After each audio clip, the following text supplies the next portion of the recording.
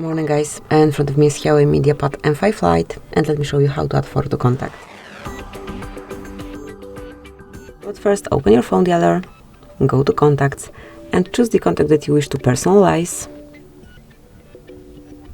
Now tap on Edit, and click on camera icon here, which is for profile picture.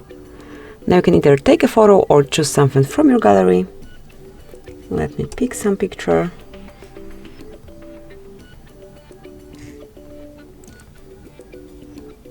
Okay, so let me pick this one. I thought I did another picture, but still, let's do it this way.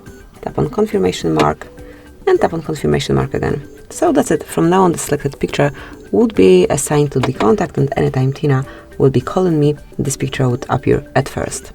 Thank you for watching. Please subscribe our channel and leave the thumbs up.